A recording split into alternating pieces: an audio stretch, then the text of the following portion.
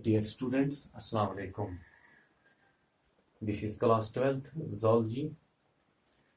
The topic for our discussion today is typhoid disease among the chapter human disease.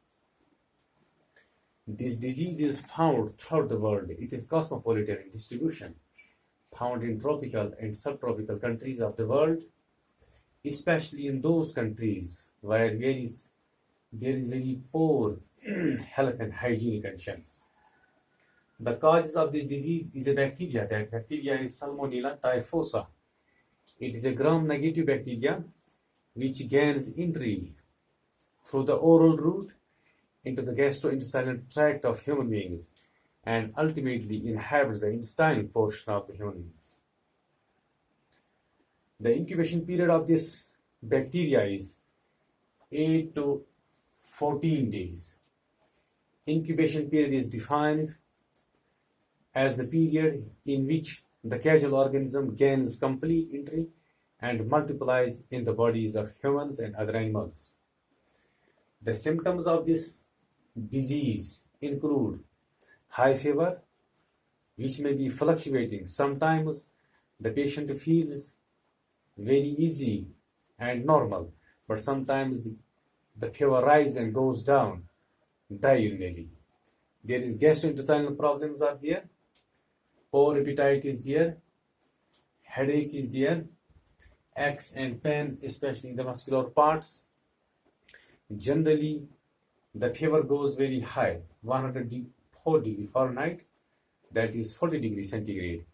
But this fever shows fluctuations in the mornings and evenings especially. Generally, psychologically, there is lethargy in the human beings who are suffering from this disease, typhoid. One more symptoms are there in the acute infections whenever there is diarrhea and vomiting. As a result of this diarrhea and vomiting, there is dehydration in the body and loss of water and minerals. However, in acute infections, there is also chest congestion.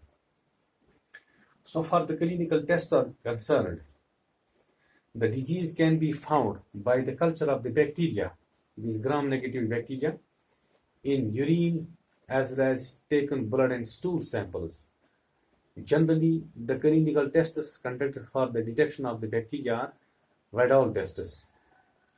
The treatment of this disease includes antibiotics, especially ciprofloxacin, azithromycin, and ceftriaxone. However, the vaccines have also been developed to prevent any kind of infections in human beings. Other treatments also include rehydration if there is acute infection, that is due to the diarrhea and vomiting. If there is complete loss of water, the patient can be rehydrated orally or intravenously in order to counteract the loss of the minerals and the water.